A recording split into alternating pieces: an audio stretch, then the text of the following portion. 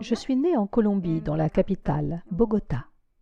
Depuis mon enfance, toute ma vie, j'ai vécu en Colombie jusqu'à l'âge de 35 ans, âge auquel je me suis mariée.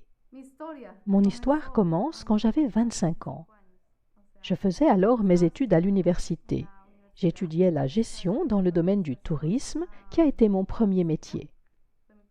Comme je me rendais à l'université, le jour où j'ai pris cet autobus, je n'imaginais pas que c'était le dernier jour de ma vie. Je veux dire que je n'imaginais pas que j'allais avoir un accident ce jour-là. Chaque jour, je prenais le bus pour aller à l'université où je faisais mes activités habituelles. Je suivais mes cours, je participais aux travaux pratiques et puis je rentrais chez moi. Donc, c'est ce que j'ai fait. Je suis partie, j'ai pris le bus et j'ai dit à cet homme, le conducteur, d'arrêter au coin de la rue. Les bus en Colombie ont 2 portes, une à l'avant et l'autre à l'arrière. Je me suis dirigée vers l'arrière et j'ai appuyé sur le bouton près de la porte, une petite sonnette sur laquelle on appuie pour signaler au chauffeur que l'on veut descendre à l'arrêt suivant. Donc, j'ai appuyé sur cette sonnette. Je pensais qu'il avait vu que j'étais en train de descendre à l'arrière, mais en fait, il ne m'avait pas vu. Il a tourné le volant d'un coup sec vers la gauche parce que le feu était orange. Il aurait dû s'arrêter, mais il ne le voulait pas. Il voulait passer au feu orange. Donc, il est passé à l'orange. Et à ce moment-là, la porte s'est ouverte et la force centrifuge m'a projeté dehors, sur la route. Je suis tombée sur la chaussée. Et à ce moment, quand je suis tombée, je ne me suis rendu compte de rien. La seule chose dont j'ai eu conscience, c'est qu'une voix féminine a dit « Il l'a tué ». Elle a dit « Il l'a tué » et je ne comprenais pas ce qui m'arrivait. Je me demandais « Qu'est-ce qui se passe ?» Et instantanément, je suis sortie de mon corps et j'ai pu voir la foule rassemblée au-dessus de moi, autour de moi, et une mare de sang sous ma tête. Il y avait vraiment beaucoup de sang parce que je m'étais ouvert le crâne. Et à ce moment-là, j'ai commencé à m'élever, comme si je flottais hors de mon corps. Et je voyais tout le monde de là où j'étais, là-haut. Je voyais les gens, les maisons, les toits des maisons, et je suis passée au travers des nuages en un instant. Je suis allée au-delà des nuages, et j'ai quitté la Terre. Et comme je quittais la Terre, je l'ai vue, ainsi que les autres planètes. J'ai vu Jupiter, Saturne, j'ai vu Mars. En fait, j'ai vu l'univers tout entier. Ça a été un choc incroyable parce que je ne savais pas ce qui m'arrivait. Mais ce que je ressentais était agréable. Je ne ressentais rien de déplaisant. En fait, je me sentais bien. J'avais l'impression que mon esprit flottait et je ne sentais plus la pesanteur de ma chair. C'est assez difficile à exprimer, mais c'est ce que l'on ressent quand on est hors de son corps. En un instant, j'ai vu l'univers tout entier, mais cela s'est déroulé en une fraction de seconde, et aussitôt, je me suis dirigée vers un tunnel. Dans ce tunnel, il n'y avait pas de lumière. Il était dans l'obscurité totale. Exactement comme si l'on entrait dans une grotte. C'était une grotte entièrement noire. Je ne pouvais même pas voir les paumes de mes mains. Je ne voyais pas mon corps. Et j'ai compris que j'étais en train de passer dans une autre dimension, quelque chose dont je n'avais jamais fait l'expérience. Et je me suis demandé, suis-je encore vivante ou bien suis-je morte? Alors j'ai essayé de toucher la paume de ma main, et mes doigts sont littéralement passés à travers. On aurait dit que ma main était transparente, et mes doigts ressortaient de l'autre côté.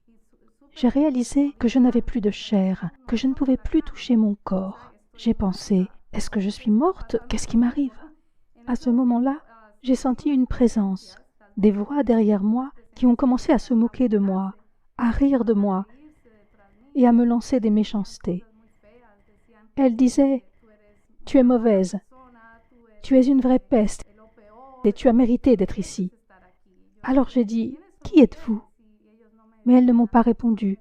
Elles se contentaient de rire « Ha, ha, ha » et elles continuaient à se moquer de moi encore et encore, tout en se rapprochant de plus en plus.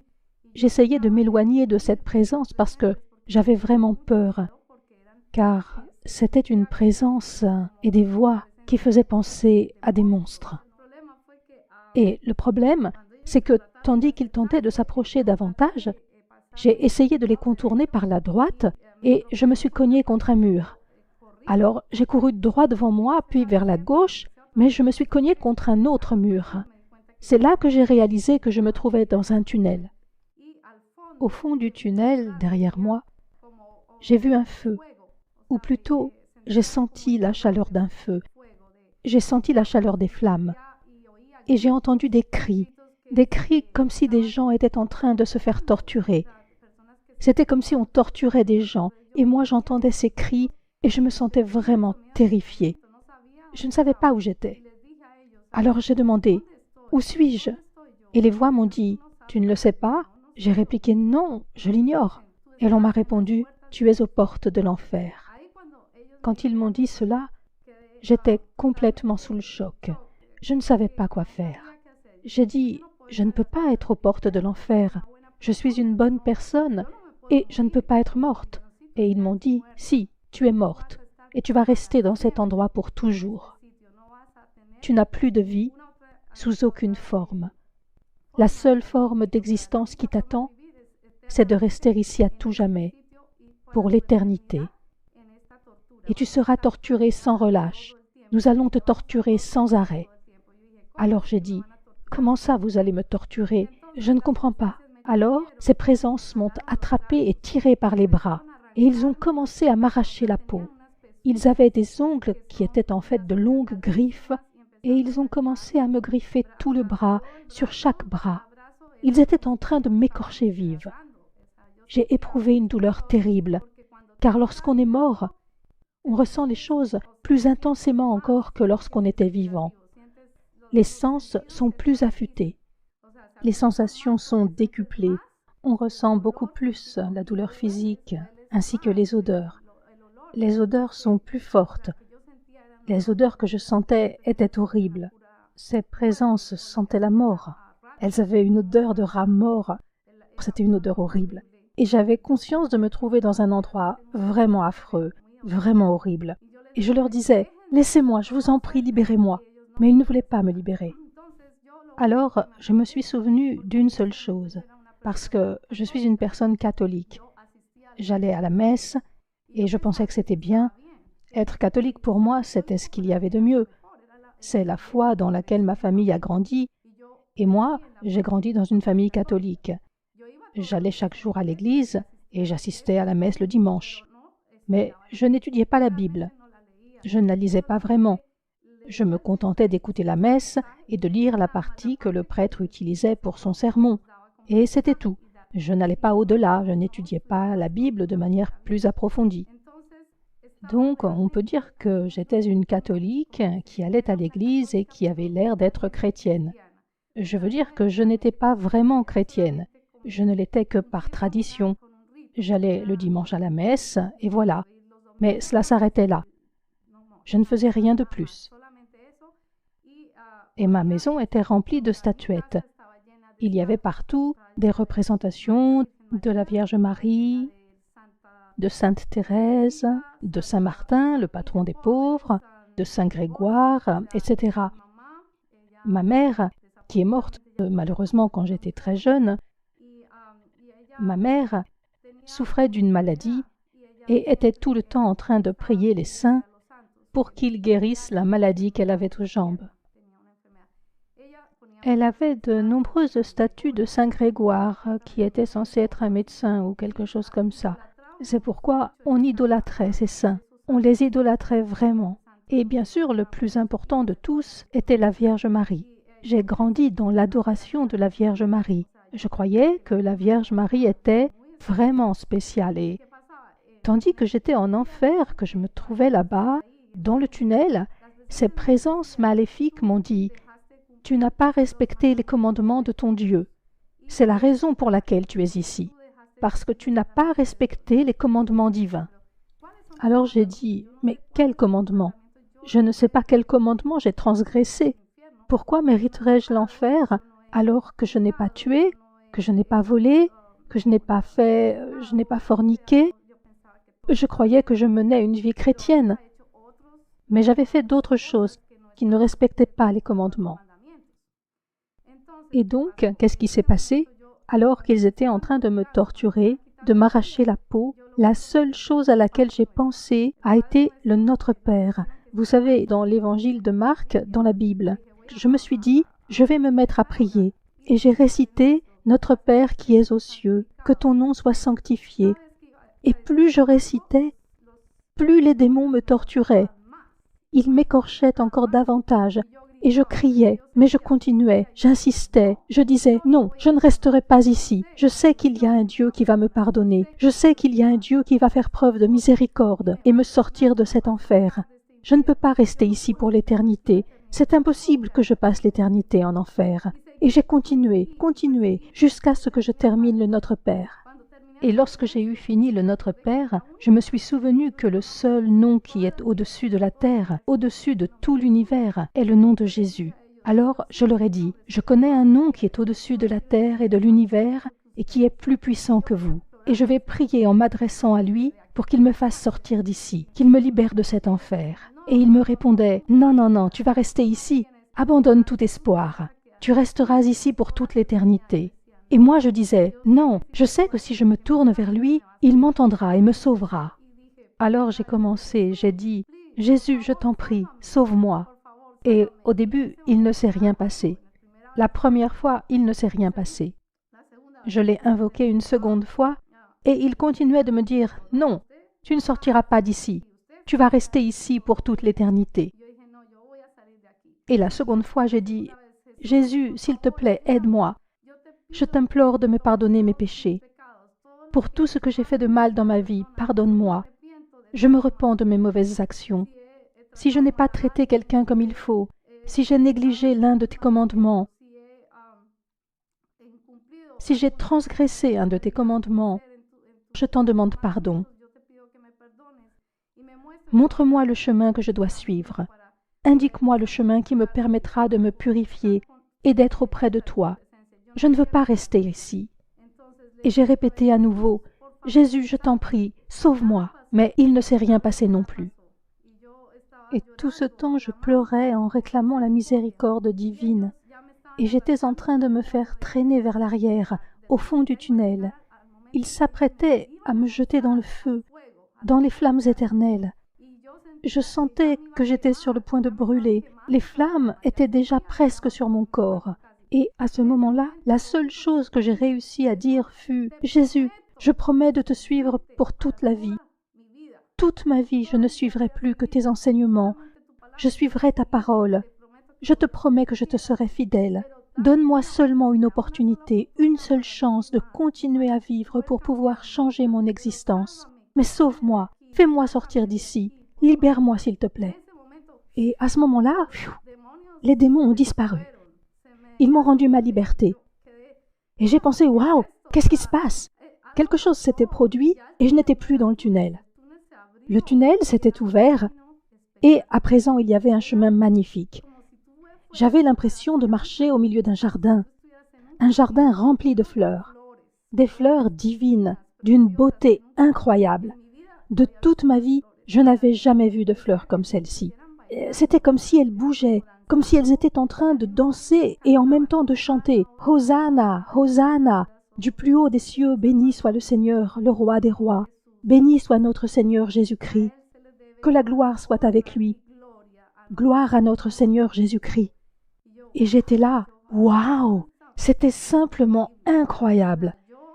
Je sentais l'amour de Dieu pour les hommes, comme s'il était en train de me prendre dans ses bras et qu'il me disait « Je t'aime ». Je sentais sa présence si immense que j'ai eu comme un mouvement de recul. Et je me suis mise à pleurer, à pleurer, à pleurer. Je sentais que je ne méritais pas d'être là. J'avais l'impression que je méritais l'enfer. Pourquoi est-ce que je pensais cela? Parce que je n'étais pas pure. Mon cœur n'était pas assez pur, ni mes sentiments. J'avais fait beaucoup de choses sur terre, et Dieu m'a révélé que, parmi elles, j'avais commis de nombreuses mauvaises actions. Mais à ce moment-là, j'ai continué à marcher sur ce chemin tellement magnifique. Il débouchait sur une sorte de cascade. Et au bout du chemin, je voyais cette cascade. Une cascade d'eau pure, cristalline, qui coulait. Et je ressentais que cette eau était en train de me laver, comme si elle était en train de faire sortir tout ce qu'il y avait d'impur de ma vie antérieure, de ma vie passée. Je sentais toute cette eau me laver, me purifier, dans mon cœur, mon âme. Et alors, j'ai été envahie d'une sensation de paix, une paix telle que je n'en avais jamais éprouvée jusque-là dans ma vie. Jamais. Et jamais plus je ne ressentirai une paix telle que celle que j'ai ressentie tandis que j'étais en présence de Dieu. Et je sentais l'amour de Dieu envers moi. Et il m'a dit, « Ma fille, vous savez, à ce moment-là, Jésus est apparu devant moi. Et il m'a dit, « Arrête-toi un instant, attends. » Alors je me suis arrêtée et il m'a demandé, « Sais-tu où tu allais ?» Et j'ai répondu, « Oui, j'allais en enfer. » « Oui, tu allais être condamné à l'enfer. » Alors je lui ai demandé, « Mais pourquoi ?» Je pensais être une bonne personne, je veux dire, j'allais à l'église, je communiais, je me confessais, etc. Et il m'a dit, « Non, attends, je vais te montrer ta vie. » Et il a commencé à me montrer ma vie comme on regarde un film tel qu'on en voit quand on va au cinéma. Et il a commencé à m'expliquer, « À ce moment de ta vie, quand tu avais tel âge, tu as commis une mauvaise action parce que tu as menti à ton père. Tu as dit une chose, mais en as fait une autre. Et ce petit mensonge, ici, au ciel, est un mensonge très grand. C'est un grand péché. » Je n'avais jamais imaginé qu'en disant des mensonges ou en pensant du mal de quelqu'un, d'un ami ou d'une autre personne, cela serait considéré comme un péché une fois au ciel. Or, au ciel, c'est un grand péché. Et le pire, a-t-il ajouté, est que tu as idolâtré ma mère, la Vierge Marie. Alors j'ai répondu, « Oui, mais est-ce que c'est mal ?» Et il a répondu, « Oui, c'est très mal, car il ne faut idolâtrer personne, ni les saints, ni même ma mère. Car le seul que tu dois honorer et idolâtrer, c'est moi. Tu dois rendre gloire au Père, au Fils et au Saint-Esprit, puisque nous sommes trois en une seule personne. » Et il m'a dit, « Tu dois rendre gloire seulement à Dieu, pas à la Vierge, ni aux autres saints, ni à d'autres personnages. » Et j'ai répondu, « Oui, Père, tu as raison. » Et il a dit, « Un autre péché pour lequel tu as été condamné, et il s'agit du pire péché, pour lequel tu étais destiné à l'enfer, est que tu n'as pas su pardonner. » J'ai demandé, « Qui n'ai-je pas pardonné? Je ne vois pas qui je n'aurais pas pardonné. » Et il m'a dit, « Tu sais qui tu n'as pas pardonné. » J'ai dit, « Ma belle-mère ?» Et il a répondu, « Oui, ta belle-mère. » Alors je lui ai dit, « Mais elle a tué ma mère, car je sais qu'elle a tué ma mère. » J'ai dit, « Elle pratique la sorcellerie. Elle pique des aiguilles dans des poupées. Elle pratique le vaudou. » Et il m'a répondu, « Oui, c'est une sorcière. C'est une sorcière. » J'ai ajouté, « Elle a tué ma mère. J'ai trouvé une poupée avec une aiguille plantée dedans quand ma mère est morte. Et après, mon père l'a épousée. » Je savais que ma belle-mère avait échafaudé ce plan pour s'accaparer mon père. Alors j'éprouvais du ressentiment à son égard dans mon âme. J'éprouvais du ressentiment envers ma belle-mère. Et je sentais que... pardon, que c'était de ce ressentiment dont il s'agissait. Et je ne pouvais pas oublier cela quand je pensais à elle, parce qu'elle avait tué ma mère. Et pour moi, il n'existait rien de pire. Je veux dire, cette femme avait tué ma mère pour pouvoir être avec mon père. C'était injuste. Et j'étais enfant unique à cette époque. Je n'avais ni frère ni sœur. La seule personne à laquelle je pouvais me confier, c'était ma mère. Elle était à la fois mon amie et ma mère. Et elle m'a pris ma mère. Je me suis retrouvée sans mère, je n'avais plus que mon père. Comme je n'avais ni frère ni sœur, je me sentais très seule. Durant toute mon adolescence, ça a été une période vraiment triste parce qu'il n'y avait personne à qui je puisse confier mes secrets, personne avec qui partager les choses importantes. Ma mère n'était plus là. Elle est morte quand j'avais 15 ans. Donc, peu après que j'ai passé mon baccalauréat, ma mère est morte malheureusement. Et c'est arrivé à cause de la sorcellerie, à cause du mauvais sort que ma belle-mère lui avait jeté. Ce qui s'est passé, c'est que quand je suis morte, ce ressentiment me dévorait l'âme. C'était quelque chose dont je ne pouvais débarrasser mon cœur rempli d'amertume. une amertume qui vous blesse et qui assombrit votre existence. Et il m'a dit, voilà quel était le péché le plus important que tu portais en toi, le péché qui te condamnait à l'enfer. Et j'ai fait, oh, wow, tu as entièrement raison, Seigneur. Je méritais l'enfer. Malheureusement, nous croyons que le fait de ne pas pardonner est une broutille, alors qu'en réalité, ne pas pardonner est un immense péché. Et c'est écrit dans la Bible, frères et sœurs. Si vous ne pardonnez pas, vous ne serez pas pardonnés. Dieu te pardonnera si tu pardonnes tes frères. Peu importe qu'ils aient tué ta mère ou qu'ils t'aient fait du mal, à toi ou à ta famille, cela ne change rien. Tu dois les aimer. Il est écrit que tu dois aimer ton pire ennemi. C'est écrit. Et c'est ce que Dieu m'a dit. Il faut que tu aimes cette femme. Il faut que tu l'aimes et que tu la pardonnes. Si tu ne la pardonnes pas immédiatement, je te renvoie en enfer. Alors j'ai dit, non, non, non, Seigneur, je te promets que je la pardonne. Je ne veux pas retourner en enfer. Alors il m'a répondu, d'accord, mais il faut vraiment que tu la pardonnes du fond du cœur. Ce n'est qu'ainsi que tu pourras rester ici ou bien retourner sur terre, car je vais te laisser le choix. Fais ton choix, tu peux rester ici ou retourner sur terre. Et j'ai pensé, oh, je ne sais pas quoi faire. J'aimerais bien rester parce qu'être au ciel est une véritable grâce. C'est quelque chose d'incroyable. On ressent un amour qui dépasse ce que l'on peut imaginer. On est dans un état d'amour et de paix, de sérénité divine. On n'a plus aucune préoccupation, plus aucune inquiétude qui gâche l'existence. On ressent un bonheur absolu, une joie divine. Alors j'ai dit à Dieu, j'aimerais beaucoup rester ici, mais je dois retourner sur terre pour m'occuper de mon père. Il m'a montré mon père dans une vision. Et j'ai vu que mon père souffrait et qu'il pleurait ma perte parce qu'il pensait m'avoir perdu. Et il en souffrait. Alors j'ai dit à Dieu, non, je voudrais retourner sur terre parce que je veux prendre soin de mon père. Je suis sa seule fille et je crois qu'il faut que j'y retourne. C'était mon objectif, rentrer afin de m'occuper de mon père. Et Dieu m'a dit, c'est une bonne raison d'y retourner. Mais donne-moi une autre. Pour quelle autre raison veux-tu y retourner? J'ai dit, parce que je voudrais fonder une famille. Et il m'a dit, bien, c'est une bonne raison, une famille. Et j'ai dit, oui, avoir des enfants. Et il m'a dit, ok, très bien, ça fait une deuxième très bonne raison. Tu auras une famille, un mari, mais ce sera de nombreuses années après ton retour sur Terre que tu auras cette possibilité. Et j'ignorais pourquoi. J'ai demandé, pourquoi me faudra-t-il attendre si longtemps pour avoir une famille? Et il m'a répondu, parce que d'abord, tu dois apprendre à lire ma parole, à la comprendre, à l'étudier et à en suivre les enseignements. Il te faudra d'abord renaître. Alors j'ai dit, Seigneur, comment puis-je renaître? Comment faire?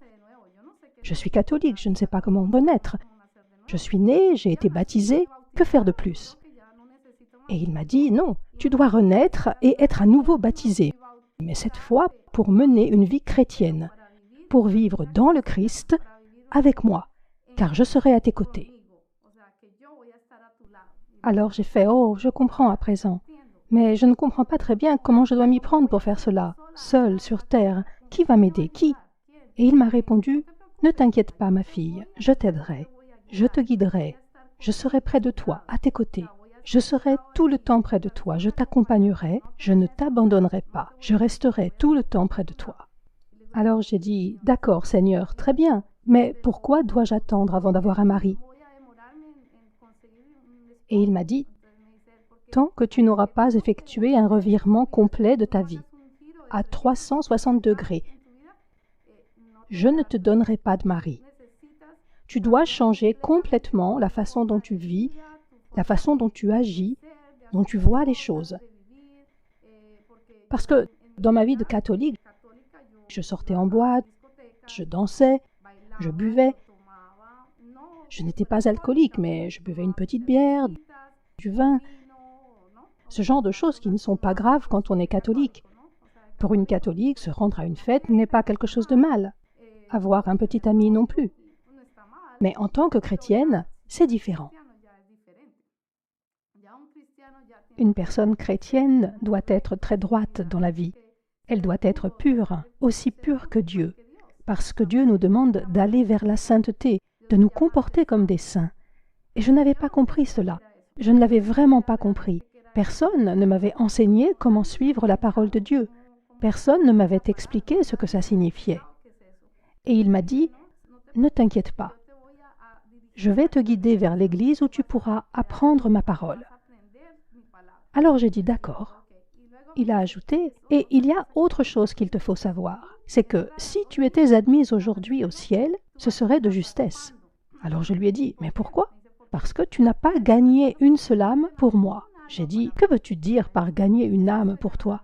Il a répondu, « Quand tu gagnes une âme, tu gagnes une couronne. » Alors j'ai dit à Jésus, « Je ne comprends pas ce que sont les couronnes. » Les couronnes sont ce que tu gagnes ici, au ciel, quand tu partages ma parole et évangélises une personne qui ne me connaissait pas, qui n'avait jamais entendu parler de moi, une personne qui ne connaît pas le nom de Jésus-Christ.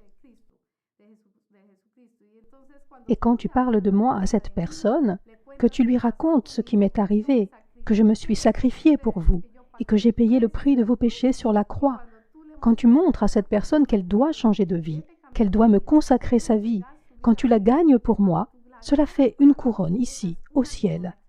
Et j'ai fait « Waouh, c'est une tâche importante !» Et il a dit « Oui, c'est un vrai travail et il s'agit de ton ministère. Tu dois apprendre à faire de nouveaux disciples et commencer à le faire. Quand tu exerceras cette mission sur la terre, que tu feras des disciples et gagneras des couronnes, tu commenceras à construire ta maison, la demeure dans laquelle tu vivras au paradis. Il te faut la construire tandis que tu es encore sur terre, en gagnant des âmes pour moi. » Et j'étais là, « Oh, je ne savais pas. Je n'avais jamais été en présence de Dieu auparavant. Si je n'étais pas morte, je n'aurais jamais su que ça existait. Je n'aurais pas su qu'il me fallait travailler pour gagner des couronnes au ciel. » Et c'est ce dont je voulais vous parler, mes frères. J'avais vraiment commis beaucoup de péchés qui me condamnaient. Mais les plus grands péchés qui me condamnaient étaient l'idolâtrie et la rancune. La rancune est le plus grand péché qu'il m'a montré. Mais venait encore s'y ajouter le péché de ne pas servir. Il m'a dit, « Tu ne servais pas les hommes, tu n'étais pas humble. Or, tu dois être humble devant le Seigneur et humble devant tes frères et sœurs. Il faut être humble et servir les gens et commencer à les aimer. Par exemple, les pauvres. En réalité, peu importe, qu'ils soient pauvres ou riches, tu dois commencer à donner de ta personne pour servir. Tu dois donner de toi pour les servir, que ce soit un orphelin ou une orpheline, une veuve ou un veuf. Il faut aller voir les personnes âgées, les personnes du 3e âge, leur donner de l'amour, leur apporter ce qu'ils n'ont pas parce qu'ils n'ont plus de famille. Il faut que tu commences à donner de l'amour aux gens sur terre. C'est la seule façon dont tu peux gagner les couronnes dont je t'ai parlé. Voilà ce que je veux que tu fasses, que tu commences à donner de l'amour aux gens, chose que tu n'avais jamais faite en tant que catholique. Et j'ai répondu, « Oui, c'est vrai, je n'ai jamais fait cela en tant que catholique. Je n'avais pas l'idée de servir les hommes comme on le fait dans l'Église chrétienne. En tant que catholique, je ne me sentais pas particulièrement concernée par tout ça. Je me sentais davantage concernée par le fait de bien m'habiller, d'aller dans le meilleur lycée ou la meilleure fac, de m'habiller à la mode, de voir les films à la page. Et je croyais que c'était bien comme ça. Mais ce n'était pas bien. J'étais dans l'erreur. Ce que je vivais était un péché, car je menais une vie mondaine, et c'est un grand péché. Ensuite, il m'a dit, « Je vais te renvoyer sur terre. Mais avant que je te renvoie, tu dois savoir que tu auras un but.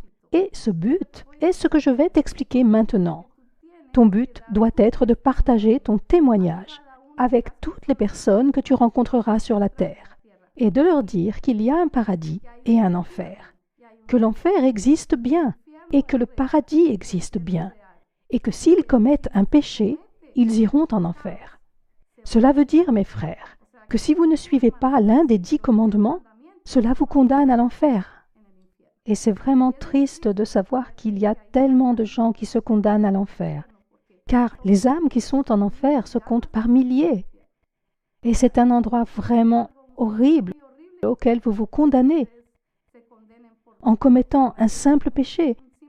Et je voudrais vous dire, mes frères et mes sœurs, qu'aucun être humain ne mérite d'aller dans cet endroit. Je veux dire que ce n'est pas un endroit où les gens voudraient aller après leur mort. L'endroit où l'on mérite vraiment d'aller, c'est au ciel et non en enfer. Je vous le demande, mes frères, si vous savez en ce moment que vous êtes dans l'erreur, repentez-vous de cette erreur, de ce grand défaut qui pèse sur vous en tant qu'être humain, et donnez votre vie à Jésus-Christ. Et commencez à vivre en suivant le modèle de Jésus. Sanctifiez-vous, sanctifiez votre vie, et donnez le meilleur de vous-même aux gens. Efforcez-vous de mener une vie droite et non une vie de péché, parce que vivre dans le péché vous mènera en enfer. Et avant que je rentre, Dieu m'a dit, « Je vais te renvoyer sur terre, mais à ton retour, tu ne garderas pas beaucoup de souvenirs de tout ceci. Certaines parties manqueront, parce que je vais les effacer de ta mémoire. Parce que si tu gardes le souvenir de ces monstres, de ces démons, tu ne pourras pas vivre ta vie. Tu feras des cauchemars toutes les nuits. C'est pourquoi je vais effacer de ton esprit cette partie, afin que tu puisses continuer à vivre. Mais je vais te laisser certains souvenirs et, un jour, le souvenir de tout ce qui s'est passé te reviendra, dans un rêve. Cela se produira à un moment de ta vie où tu auras mis ton cœur à mon service, que tu auras été véritablement baptisé, que tu auras pris la décision de me suivre à 100%. Ce jour-là, je t'enverrai ce rêve afin que tu te souviennes de ce qui s'est passé et que tu puisses témoigner auprès des hommes. Et ce qui s'est passé, mes frères, c'est que je suis revenu sur terre. Et devinez où je me trouvais? Je me trouvais à la morgue. Et j'étais couverte d'un drap. Et une employée de la morgue prenait des notes à propos des circonstances dans lesquelles j'étais morte. Et là, je me suis réveillée. Et cette personne, au moment où j'ai soulevé le drap, s'est mise à crier « Oh, qu'est-ce qui s'est passé ?» Et j'ai répondu « Je ne sais pas, j'ignore ce qui s'est passé, je suis vivante. » Et elle m'a dit « Mais vous étiez morte depuis 1 heure. » J'ai été morte pendant 1 heure. Et je lui ai dit « Eh bien, je sais qu'il y avait une présence et qu'il s'agissait de Dieu. C'est lui qui m'a renvoyée. Je sais que c'est Jésus qui m'a donné cette chance de revenir et de continuer à vivre, de revenir sur terre dans un but bien précis. Mais je ne me souvenais de rien. Je ne me souvenais pas de ce qui s'était passé pendant tout ce temps. Je me souvenais seulement que j'avais été en présence de Jésus. C'est une présence qu'il est impossible d'oublier. La présence de Jésus que je ressentais était d'une beauté qui dépasse tout au moment où j'étais au ciel. Le ciel ne peut pas être comparé à la terre. Il n'existe pas de lieu plus magnifique. Rien n'est plus beau que d'être au ciel, en présence de notre Père. Et surtout, il y avait Jésus. Je ne pouvais voir son visage car il était pure lumière. Une pure lumière qui émanait de ses yeux. Je voyais sa toge blanche très belle et l'écharpe qu'il portait ici et qui était de couleur violette, et ses sandales qui étaient dorées, et ses pieds magnifiques qui portaient les marques de la crucifixion qu'il avait sur les mains et sur les pieds. Et c'est incroyable, mais le simple fait de sentir la présence de notre Seigneur Jésus-Christ est une expérience d'une beauté incroyable. Jamais je ne pourrais continuer à vivre comme je le faisais avant d'être en présence de Jésus. Être chrétien est un engagement vis-à-vis des 10 commandements, vis-à-vis de soi-même en tant que personne, afin d'améliorer sa vie pour lui donner davantage de sens. Donner le meilleur de toi aux hommes et en même temps, donner aux hommes le meilleur de Dieu. Parce que Dieu est en toi, Jésus est en toi. Et à travers Jésus, on peut tout accomplir. Quand je suis revenue sur terre, il m'a fallu 3 mois pour récupérer. Parce qu'à ce moment-là, ma tête était de la taille de 3 ballons de basket. 3 ballons de basket! Ma tête était énorme et elle était complètement brisée. Et les docteurs m'ont dit qu'ils m'avaient fait des radios, un électrocardiogramme, un électroencéphalogramme. Et ils m'ont dit « On ne sait pas comment vous arrivez à parler, à coordonner vos gestes. » Parce que d'autres personnes dans le même cas que vous sont restées dans un état végétatif. Je n'aurais pas pu parler, je n'aurais pas pu marcher ou faire quoi que ce soit.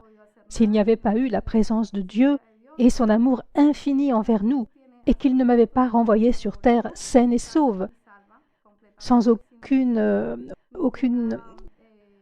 comment dit-on, sans aucune séquelle, sans aucune lésion cérébrale.